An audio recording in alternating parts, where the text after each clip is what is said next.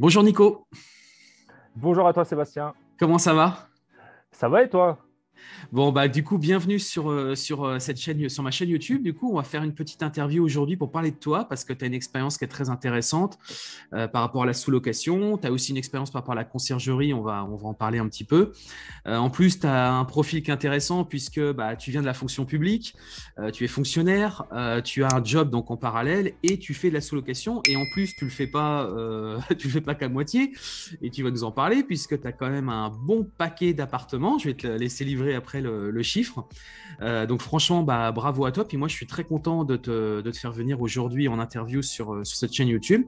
Donc on va commencer. Eh bien, je vais te laisser te présenter un petit peu, bah, justement rappeler un petit peu bah, qui tu es, ce que tu fais en ce moment. Et bah, après, justement, pourquoi tu en es venu à faire tout ça, à faire de la sous-location, quel est ton objectif. Enfin, voilà, je vais te laisser un peu te présenter et puis on va avancer comme ça durant toute cette interview. Voilà, donc je te laisse te présenter tout d'abord. Déjà tout d'abord, merci Sébastien de m'inviter sur ta chaîne YouTube. Donc moi je suis Nicolas, donc j'ai commencé la location courte durée en septembre 2017. Et entre septembre 2017 et aujourd'hui, j'ai créé une conciergerie et également j'ai lancé un business de sous-location et aujourd'hui je gère 19, enfin, presque 20 sous-locations en Bourgogne-Franche-Comté, dans trois villes précisément. De toute façon, je le dis souvent, donc il n'y a pas de secret, à Dijon, Bourg-en-Bresse et à Dole. Et donc, je développe ces business depuis un petit moment maintenant. Et mon objectif, c'est justement de quitter la fonction publique. Parce qu'en parallèle de ces business que j'ai, je souhaite à un moment donné quitter la fonction publique. C'est un de mes objectifs. Donc, on en reparlera peut-être après, mais j'ai un plan d'action par rapport à ça. D'accord. Alors attends, je vais juste mettre l'affichage comme ça va être plus simple. Voilà, c'est mieux même. J'aurais dû le mettre dès le départ, mais bon, c'est pas grave. D'accord. Donc du coup, toi, qu'est-ce qui a fait qu'à un moment donné, t'as voulu un petit peu te diversifier, tu as voulu partir dans l'entrepreneuriat, et pourquoi particulièrement l'immobilier, enfin la conciergerie, la sous-location? Alors en fait, l'origine déjà à la base, c'est j'avais fait un premier investissement immobilier comme monsieur et madame tout le monde, parce que moi, dans mon cadre de mon activité professionnelle, j'ai un appartement de fonction. Donc en fait, je paye pas au début, je ne payais pas de loyer. Et donc, au lieu de rien faire de ce gain, de ce que j'avais, l'idée, c'était d'investir dans un bien immobilier. Donc c'est ce que j'ai Mhm. fait. Et ce bien, je l'ai mis directement en location courte durée. Mais bon, c'était en D'accord. 2017, j'y connaissais rien, etc. Et je me suis formé à ce sujet et j'ai vu que ça fonctionnait très bien. Et puis j'ai pris goût surtout à faire ça, à accueillir les voyageurs, à mettre en place un appartement qui soit beau, qui attire, etc., faire des annonces. Et après, au bout d'un moment, je l'ai fait pareil avec un deuxième bien immobilier, parce que j'ai continué mes investissements immobiliers. Et en fait, au bout d'un moment, je me suis dit, mais en fait, je peux en créer un business Oui. parce que je suis en train de comprendre tous les codes de ce business, donc pourquoi pas le créer. Donc c'est comme ça que j'ai créé ensuite un business. Alors, tout d'abord, j'ai créé un business de conciergerie à ce sujet. Et donc, je me suis associé avec une personne pour ça.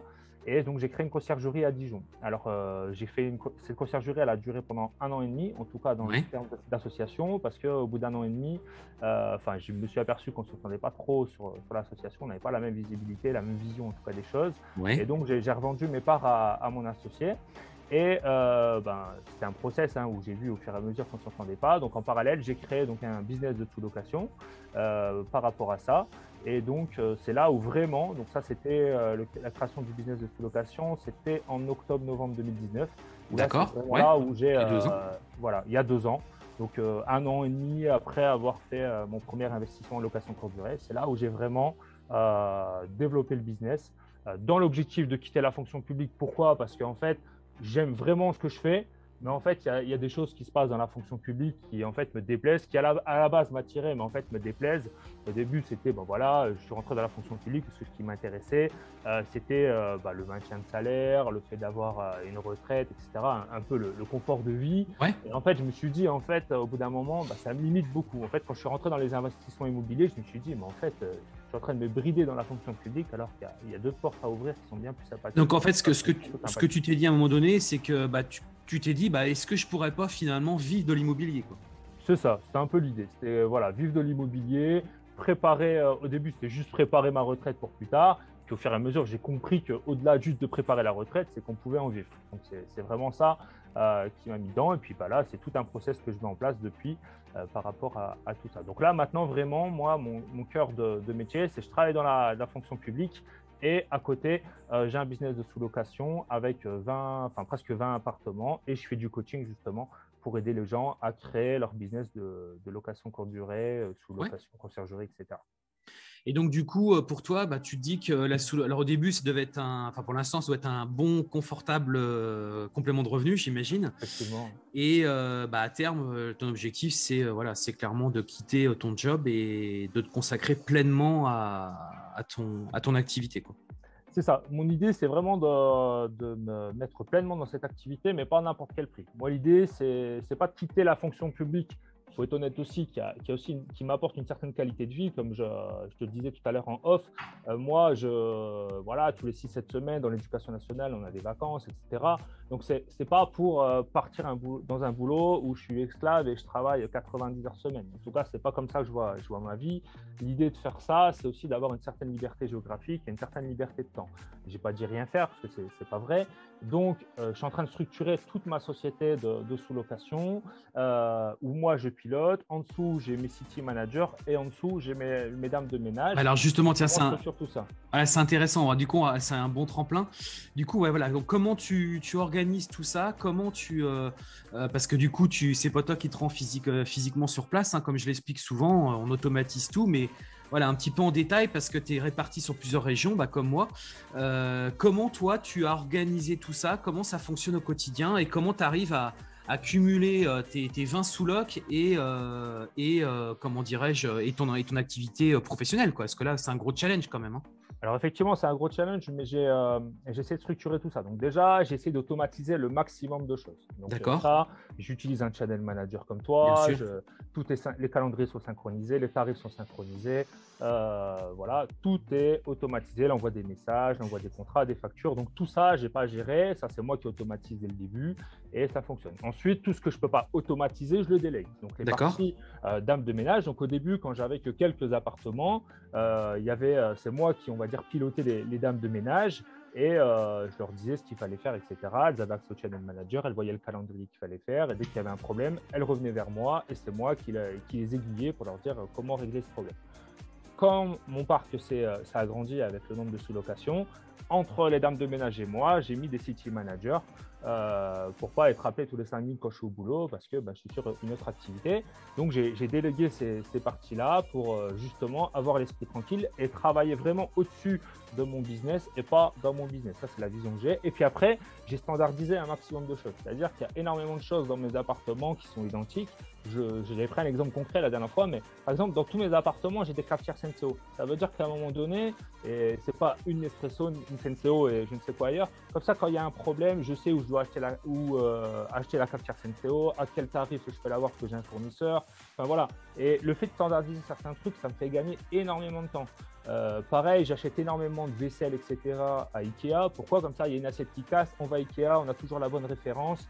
Alors que si on commence à avoir des assiettes dépareillées ou autres, ça va pas donner une bonne image de l'appartement. Donc j'ai vraiment standardisé un maximum de choses aussi pour gagner du temps, de l'énergie et pour que mes city managers et mes dames de ménage sachent où récupérer les choses rapidement.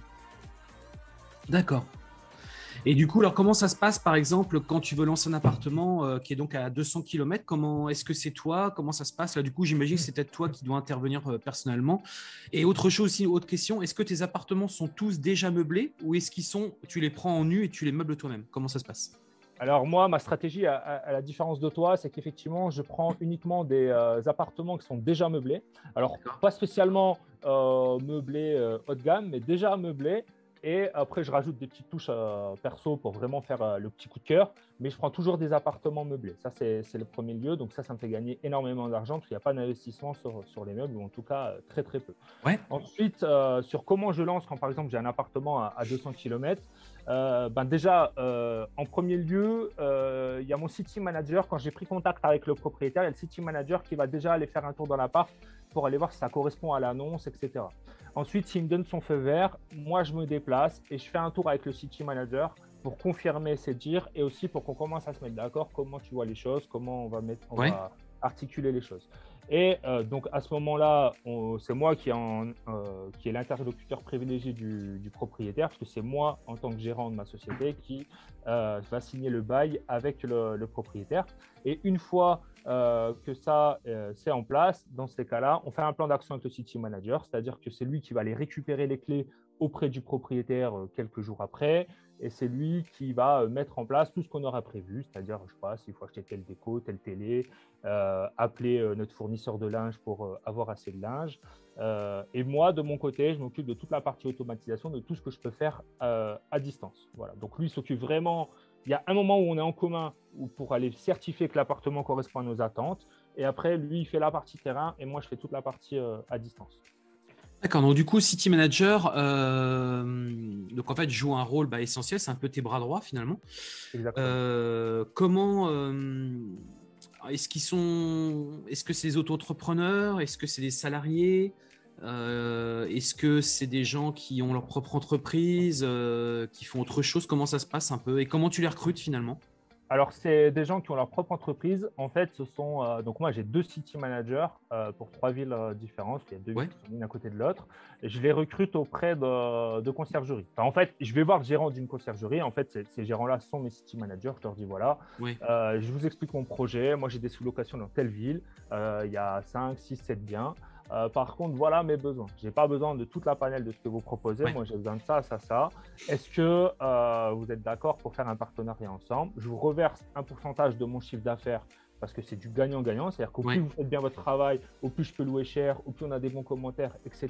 Donc, au plus vous êtes rémunéré et au plus je gagne.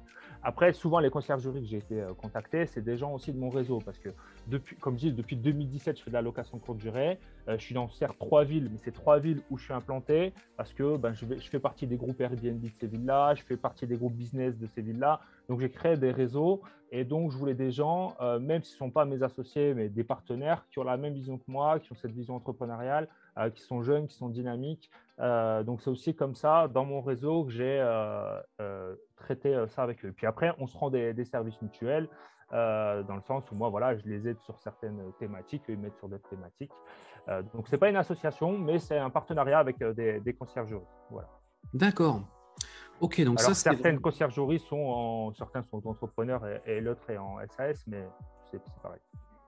Et donc, toi, du coup, tu as laissé tomber la conciergerie. Est-ce que c'est quelque chose sur lequel tu reviendras peut-être plus tard ou tu fais que le focus sur la sous-loc? Et d'après toi, quels seraient les points forts et les points faibles des deux? Pour l'instant, je me focus sous-location.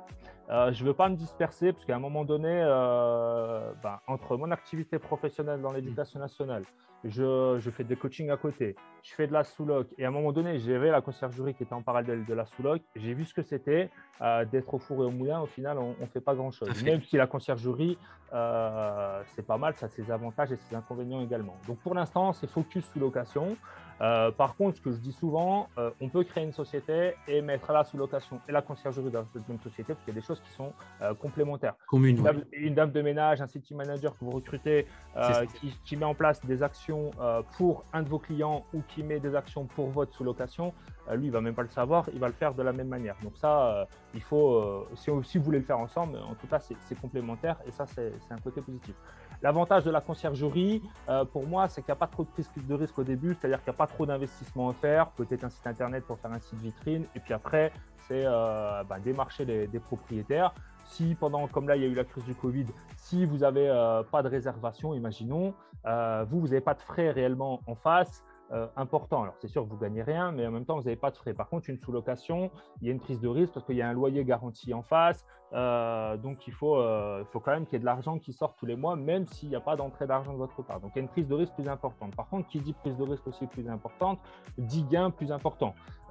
Sur une sous-location, à la fin du mois, techniquement, on gagne plus que sur une conciergerie parce que dans la conciergerie, vous prenez un pourcentage en prestation de service et l'autre pourcentage revient à votre propriétaire. Donc, il y a du pour et du contre.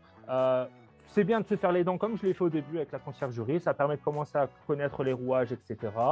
Et puis, en fait, j'ai pu transposer ce que j'ai appris dans la conciergerie dans la sous-location. Mais il y a une prise de risque plus importante. Comme je disais, moi, manque de peau, j'ai commencé en novembre 2019 la sous-location. En mars 2020, le Covid arrive. Voilà, il faut garantir les loyers qui sont convenus. Donc ça c'est pas difficile. Enfin, c'est difficile justement, c'est une prise de risque que j'ai pris. Oui. Mais voilà, maintenant ça paye. Mais voilà, tout dépend aussi de l'appétence au risque que vous avez. Moi, ce que je conseille, commencez un peu par la conciergerie, faites-vous les dents avec ça. Et puis après, allez chercher de la sous-location, parce qu'évidemment, sur la sous-location, de temps en temps, un peu comme toi aussi, il faut meubler les biens, donc peut-être faire un petit crédit en plus ou autre. Donc ça engage des prises de risque un peu plus importantes, mais le gain est plus important derrière. Mais les deux activités sont complémentaires. Voilà, les deux. Par contre, les deux activités étant complémentaires, ça permet de pas créer deux sociétés différentes. On peut tout faire dans la même société. Tous les partenariats qui ont été créés pour la conciergerie, vous pouvez les récupérer pour votre sous-location. Donc ça, vous n'avez pas à tout refaire. C'est vraiment complémentaire. Et justement, alors du coup, est-ce qu'on peut parler un petit peu chiffres sans forcément entrer trop dans le détail, mais est-ce que tu sais un petit peu les chiffres que ça génère un petit peu, donc 19 sous-locs par mois de manière assez moyenne, et comment ça s'est passé pour toi pour le Covid, le Covid? Comment ça s'est passé pendant… Parce qu'en fait, moi, c'est ce que j'ai tendance à dire, c'est que le vrai impact qu'on a eu de la crise, ça a été au premier confinement. Là, effectivement, on accuse le choc, t'as M. Macron qui parle, tu vois toutes tes réservations qui s'annulent, et derrière, on se demande qu'est-ce qui va se passer. Et du coup, là, il faut vite réagir, trouver des stratégies et tout pour aller re-remplir nos calendriers, puisque tout s'est vidé d'un coup. Donc ça s'est passé, ça a été quand même dur quand même, mais ça s'est fait. Et moi, ce que j'ai pu constater, c'est qu'après, les confinements suivants ont été globalement plus light. Et oui, ça a eu un impact, mais ça n'a pas été non plus hyper significatif, contrairement au premier confinement où là, ça a été… Là, on ne savait pas ce qu'allait se passer, quoi. Donc, comment toi, tu l'as vécu? Quel est l'impact financier? Est-ce que tu as toujours pu payer tes loyers? Est-ce que tu as toujours pu payer tes charges? Est-ce que tu as perdu de l'argent? Ou est-ce que tu étais flat, un peu comme moi pendant le premier confinement? J'étais flat complet, quoi. Je gagnais rien, mais bon, je ne perdais rien non plus, quoi. Comment s'est passé pour toi tout ça? Et combien tu gagnes de manière générale après voilà. Moi, par sous-location, je gagne après avoir payé toutes les délégations que j'ai mis en place, mes outils et tout. On va parler en cash flow et pas en bénéfice, mais entre 350 et 500 euros par entité, donc par appartement. Oui, c'est ce que voilà. C'est 350, voilà.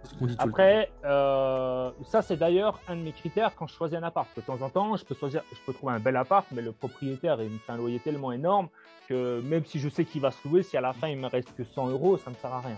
Donc, c'est aussi toujours ce calcul que je fais.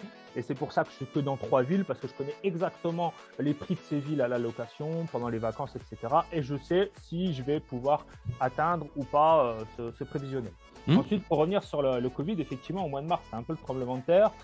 Maintenant, ça fait 1 an qu'on vit avec les confinements, déconfinements, donc on s'est habitué. Adapté. Par contre, la première fois au mois de mars, on s'est dit tremblement de terre. Donc, effectivement, ce qui s'est arrivé au mois de mars, ça a été annulation totale des réservations. Et là, on a dû changer directement de stratégie. Donc, au mois de mars, avril et début mai, ce que j'avais fait, je suis passé pour une grosse partie de mes apparts dès que je pouvais en moyenne durée. C'est-à-dire que j'avais fait des tarifs promotionnels pour que justement, je sois comme toi flat, c'est-à-dire je ne veux pas gagner d'argent sur cette période, mais je veux sortir de cette période. À ce moment-là, on ne savait pas combien de temps ça allait durer. Je ne voulais pas en perdre. Surtout que moi, j'avais dit, je veux garantir les loyers à mes propriétaires. Et d'ailleurs, par la suite, ça a été un côté positif parce que j'ai d'autres propriétaires qui sont revenus par bouche à oreille en disant on a su que pendant le Covid, votre société avait maintenu les loyers alors que vous aviez le droit de demander la suspension. Donc, la garantie est vraiment été supportée. Pire que ça, qu'est-ce qui peut arriver? On ne sait pas. Donc, voilà, on a confiance en vous et on vient vers vous pour vous proposer d'autres appartements. Donc, ça a été un côté positif. Mais au début, effectivement, la première stratégie, c'est-à-dire je ne perds pas d'argent. Donc, j'ai fait de la moyenne, voire longue durée, moyenne durée pendant cette période-là. Donc, j'ai fait des moins 40, moins 50% au mois pour pour payer toutes mes charges. Et ensuite, il fallait s'adapter aux nouvelles tendances, c'est-à-dire beaucoup de réservations dernière minute, mettre les Moi, avant, j'étais en condition non remboursable, par exemple. Là, je suis passé en condition flexible. Parce que les gens, effectivement, je comprends, ils ne voulaient pas… avant, nous remboursables, ça paraissait lambda, ça paraissait normal. Mais maintenant, et à juste titre, on ne sait pas si on va être confiné, déconfiné dans quelques semaines. Donc, les gens avaient une flexibilité. Donc, je suis passé en flexibilité. Ça, je le faisais déjà, mais la possibilité de réserver jusqu'à la dernière minute. De toute façon, à un moment donné, les gens réservaient l'après-midi quasiment pour le soir. Parce que sûr et certain. Donc, on a changé. Il y a beaucoup de tendances. Avant, je n'acceptais pas les animaux. Maintenant, je les accepte. Pour certains de mes appartements, quand je vois que je peux le faire dans certains de mes appartements, j'ai changé en fait parce qu'en fait, ce qui a amené le Covid, c'est le changement de tendance des voyageurs. Et pareil, l'idée là, c'était de dire le côté positif, c'est qu'on peut se faire une renommée locale parce que là, évidemment, tous les étrangers ne venaient plus et c'était énormément de locaux qui venaient là. Et j'ai profité de ce moment-là pour refonder mon site internet et pour essayer d'augmenter mes réservations en direct. Et ça a marché. Je passais de 5% de réservations en direct à 15%. Donc, c'est pas encore la panacée, mais ça commence bien. C'est bien. Donc ça, pour moi, c'est ça que je me suis dit. Pendant le Covid, il faut que j'arrive à comprendre ce qui se passe dans la tête des gens. Enfin, je me suis mis à leur place. Hein. Et puis, c'est ça. Et puis, pareil, dans les annonces qu'on a changées, c'est qu'on a mis que, voilà, on mettait en place des protocoles sanitaires pour que l'appartement soit propre. Voilà, on essaie de dire à quoi pensent les gens. La possibilité de réserver à la dernière minute, d'annuler à la dernière minute et être remboursé intégralement s'il y avait un problème, et que l'appartement soit sécure en termes d'hygiène. Donc, on a mis du gel hydroalcoolique partout, alors qu'avant, on disait c'est abusé. Mais maintenant, on le met partout dans tous nos apparts.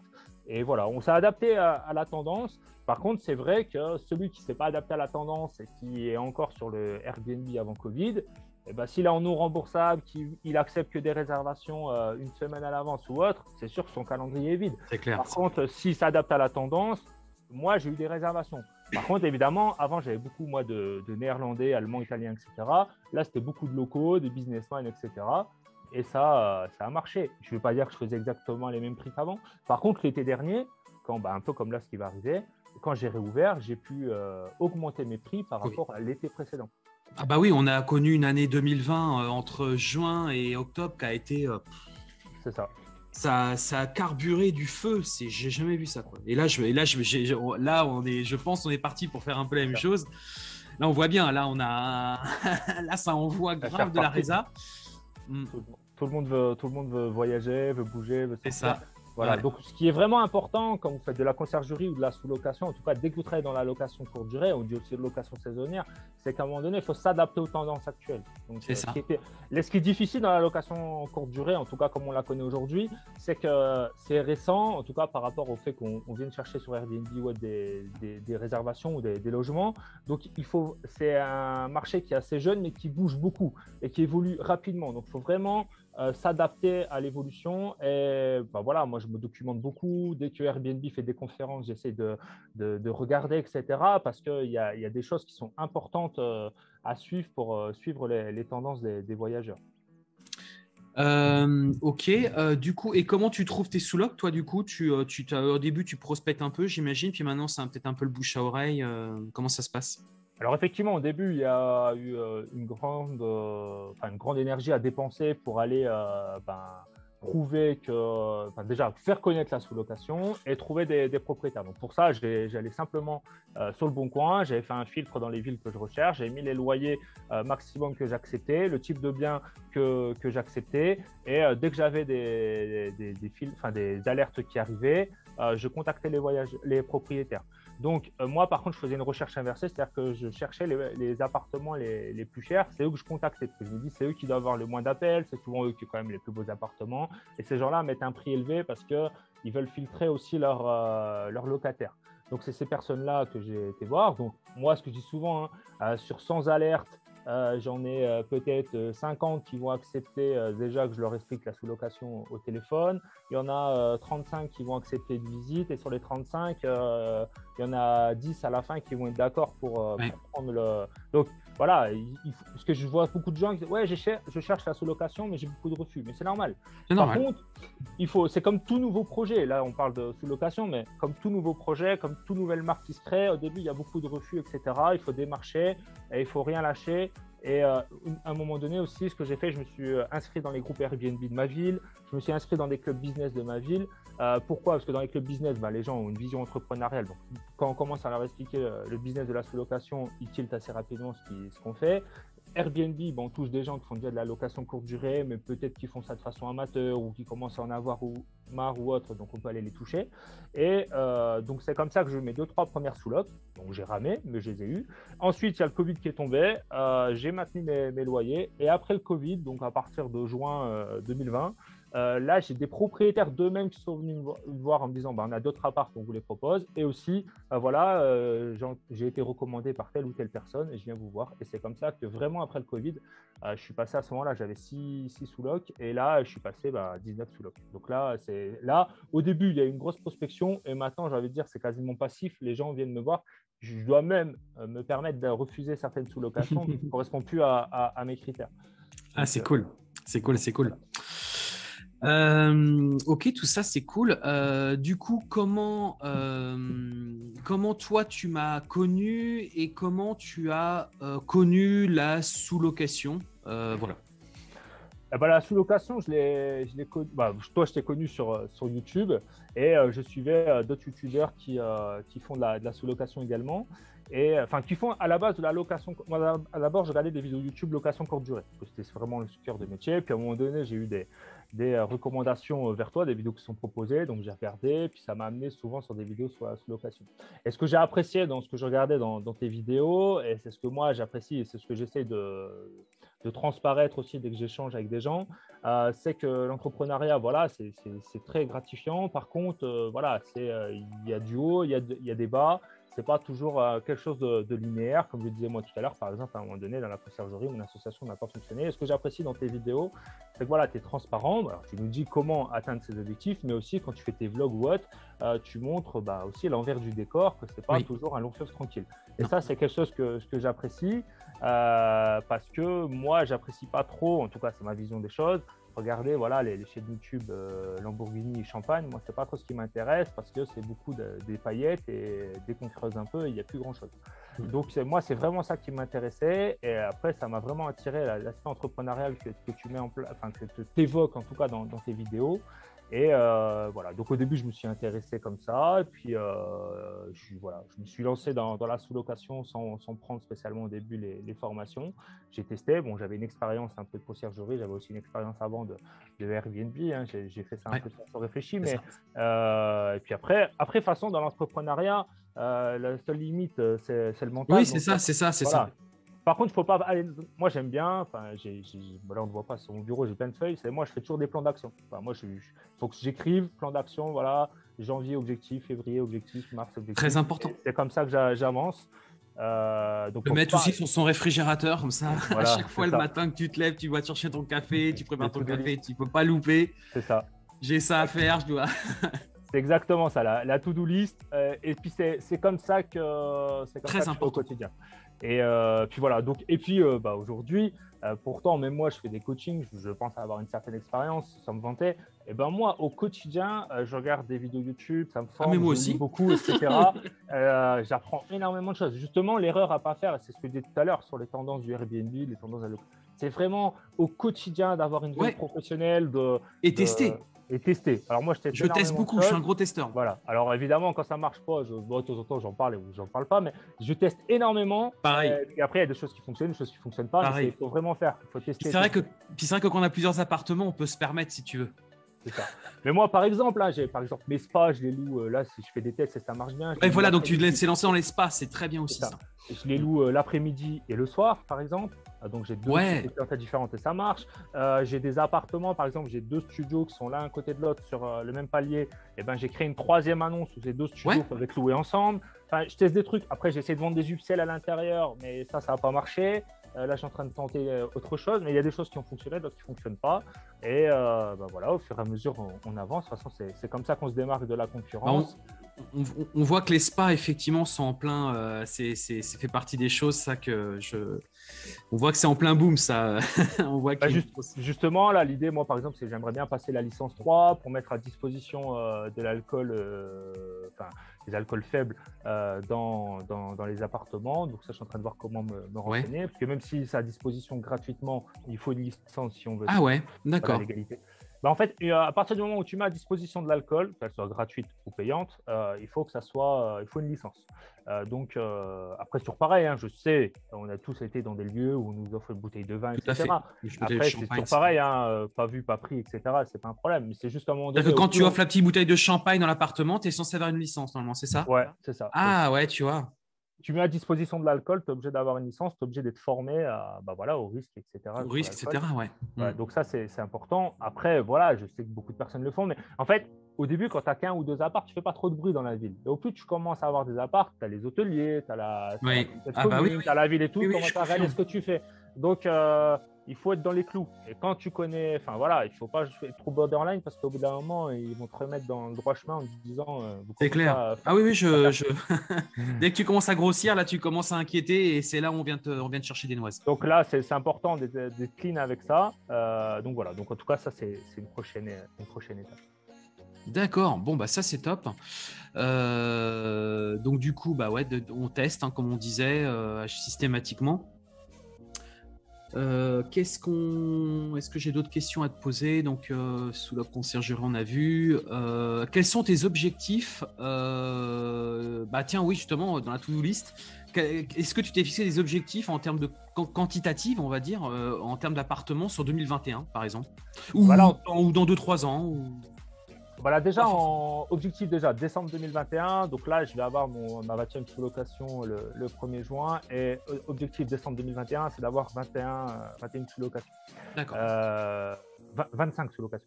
25, ouais. 25 sous-locations. En fait, c'est quasiment déjà ficelé. En fait, c'est des propriétaires qui sont venus me voir. Ils ont acheté un appart, ils sont en train de faire les travaux. Et voilà, entre septembre et décembre, ces appartements vont rentrer. Donc déjà, décembre 2021, c'est ça. Ensuite, l'objectif, c'est de demander de passer à mi-temps dans la fonction publique pour septembre 2022. Donc ça, je vais devoir le faire en septembre 2021 parce qu'il faut le demander quasiment un an à l'avance. Donc ça, c'est mon objectif aussi. Et moi, autre objectif, c'est développer vraiment la partie aussi coaching. Moi, j'aime bien aider les gens, accompagner les gens. Donc ça, je vais essayer de développer ça. Enfin, je l'ai déjà développé, mais j'essaie de développer un peu plus en parallèle, de partager mon expérience. Donc ça, c'est vraiment l'objectif, on va dire, à court terme. Et après, moi, mon objectif, ça serait d'arriver à 35 appartements, pas plus, dans ces 3 villes, toujours en restant dans ces 3 villes, mais en créant un peu on va dire dans mon portefeuille d'appartements, c'est à un moment donné de ce que j'appelle faire 80-20. C'est-à-dire que je vais regarder à un moment donné, sans doute dans un an, les appartements qui me rapportent le plus, les appartements qui m'amènent le plus de problèmes, etc. Et je vais sans doute là, arbitrer. Voilà, ceux que je garde pas, etc. Parce que comme dans tout portefeuille d'appartements, il y a des appartements qui posent plus de problèmes que d'autres. Et ceux qui dépensent trop d'énergie ou de temps ou d'argent, peut-être arrêter le contrat, en récupérer un autre. Enfin voilà. À un moment donné, une fois que j'aurai atteint du quantitatif, c'est-à-dire 25 apparts, et après l'objectif passe à 35, ce sera vraiment là d'arbitrer les choses. Par exemple, je vois que les spas, ça marche bien, peut-être me développer un peu plus dans les spas. Les studios, on voit que ça marche un peu moins bien. Donc peut-être que certains studios, je vais m'en séparer à la fin du contrat. Enfin voilà. Donc c'est réarbitrer correctement les choses pour que les produits que je propose correspondent correctement à la clientèle que j'ai sur ces 3 villes. Ok, ça c'est top. Du coup, l'objectif, c'est dans 3 ans quitter la fonction publique. Ouais, c'est ça, voilà, d'accord. Ton objectif, c'est vraiment ça. Là, vraiment, voilà. Donc, j'ai tout un plan d'action pour que dans 3 ans, je puisse quitter la fonction publique, que je ne travaille pas dans mon business, mais au-dessus de mon business, et que je puisse me sortir une rémunération décente pour en vivre au quotidien. Voilà. Qu'est-ce que tu penses de l'investissement locatif en parallèle? C'est-à-dire que, est-ce que pour toi, parce que j'imagine qu'aujourd'hui, tu dois vivre essentiellement sur tes revenus de salarié, tu es en société, tu es en quoi aujourd'hui en termes de structure juridique? Je suis en société. En fait, j'ai une holding et puis en dessous, j'ai d'autres. Ouais. Et justement, est-ce que tu ne penses pas que la sous-location peut aussi amener à un moment donné à se faire un petit matelas de trésorerie et se permettre peut-être éventuellement d'aller chercher des investissements locatifs? Ou est-ce que cette trésorerie-là, tu préfères la remettre dans des nouvelles sous-locs? Comment tu vois un peu l'arbitrage parce que tu vois, des fois, tu peux avoir une petite trésorerie qui se fait dans ta sous-loc, puis te dire, tiens, est-ce que ça ne pourra pas être soit un apport ou un effet de levier auprès de la banque pour dire, tenez, allez, j'ai quand même ça comme garantie derrière pour aller lever un crédit. Comment tu vois ça, toi, l'arbitrage dans l'investissement locatif Alors moi, je suis un partisan effectivement de faire… Donc là, on a parlé que de la sous-location, mais à côté, je fais aussi de l'investissement immobilier. Voilà. En appartement classiques, donc c'est pour ça que là, je n'ai pas parlé. Ils sont loués à l'année, soit en meublé, soit en nu. Donc effectivement, l'objectif, c'est aussi de se créer un patrimoine. Donc c'est aussi pour ça d'ailleurs que j'ai créé une holding qui est rattachée à des SCI. C'est-à-dire que j'ai acheté des biens en SCI avec notamment ma conjointe. Et l'idée, c'est qu'à un moment donné, l'activité de sous-location qui va me faire effectivement un matelas de trésorerie, je puisse les envoyer soit vers une SCI déjà existante, soit vers une nouvelle SCI pour acheter un nouveau bien, etc. Et ça, c'est un de mes objectifs. Parce que l'idée, en tout cas, c'est de créer un business de sous-location pour que derrière, ça me permette de développer des biens du patrimoine avec des biens locatifs, non pas spécialement en location courte durée, mais en location classique. Et ça, je le partage à fond parce que l'idée, c'est d'enraciner tout ça pour vraiment être solide, avoir des bases solides. Si un jour la sous-location, pour X raison, devait s'arrêter, il me restera tout le patrimoine que j'ai pu créer grâce à cette sous-location. Parce qu'effectivement, la sous-location, ça crée un business, mais je suis d'accord avec ceux qui le disent, ça ne crée pas un patrimoine. Ça crée un business, mais ça ne crée pas un patrimoine. Donc, il faut qu'avec l'argent qui est créé dans la sous-location, on puisse se créer un patrimoine immobilier, financier ou autre. Ça tout dépend de ce que veulent faire les gens. Moi, c'est plutôt immobilier. Mais c'est pour ça que je structure aussi toutes ces sociétés correctement pour qu'à la fin, peut-être je puisse revendre peut-être mon business de sous-location, l'arrêter du jour au lendemain si je le souhaite, et qu'il me reste mes appartements. Donc, j'ai des appartements en nom propre. J'ai commencé en fait en LMNP, comme peut-être beaucoup de monde. Et puis après, là, depuis un certain temps, je suis parti vraiment en SCI dans tout ce qui est investissement immobilier. Tout à fait. Parce que la sous-location s'adresse finalement à deux profils, c'est ce que j'explique souvent. C'est le profil des investisseurs qui, dans un schéma pour vraiment faire de l'arbitrage et avoir un parc immobilier relativement important, vont faire de l'investissement locatif. Peut-être qu'à un moment donné, ils sont aussi bloqués et donc ils vont faire de la sous-location. Et la sous-location s'adresse aussi à tous ceux qui veulent quitter leur boulot ou qui peut-être n'ont plus de travail en ce moment. Ça peut être un bon tremplin pour se créer tout simplement. En fait, c'est ce que j'expliquais encore ce matin. J'avais une personne qui souhaitait rejoindre un de mes programmes et c'est ce que je lui disais. Je lui dis, faut pas oublier que ça reste de l'entrepreneuriat. Donc, avec son lot de risques, c'est sûr qu'on voit tout de suite ce que ça peut rapporter, bien évidemment, mais il y a son côté risque qu'il faut prendre en considération. C'est l'entrepreneuriat, ça peut marcher, bien évidemment, si on applique bien, si on fait les choses non plus pas. Ça sert à rien de le faire trop rapidement non plus. Combien de personnes pensent qu'elles ont gagné 500 € sur l'appartement, comme là tu disais, et on peut se faire un virement de 500? Non. C'est une entreprise, généralement, il faut laisser au moins 1 an, 2 ans que ça monte, bien faire monter la mayonnaise. Et là, on peut commencer à se dire, OK, maintenant, je vais me prendre une rémunération ou un salaire parce que voilà. Moi, j'ai toujours fonctionné comme ça dans les entreprises et ça a toujours bien marché si on le fait étape par étape, quoi. Effectivement, faire étape par étape, c'est vrai que là, par exemple, les gens pourraient dire pourquoi, quand tu fais entre 350 et 500 € de cash flow par appart multiplié par 19 appart, pourquoi tu ne te fais pas un salaire et tu n'arrêtes pas tout? Pourquoi tu ne te fais pas un virement de 7 000, quoi? Voilà, c'est ça. Mais ça ne marche pas comme ça. Déjà, se sortir 7 000 €, c'est imposé à la flat tax. Il y a de l'impôt à la société. Il faut qu'à la fin, ta société soit bénéficiaire. Il faut te sortir des dividendes. Enfin, voilà, il y a plein de choses derrière. Et puis après, il faut garder un matelas de trésorerie pour que là, il y a eu le Covid. Heureusement qu'il y avait un certain matelas pour payer les choses. Donc, c'est pas.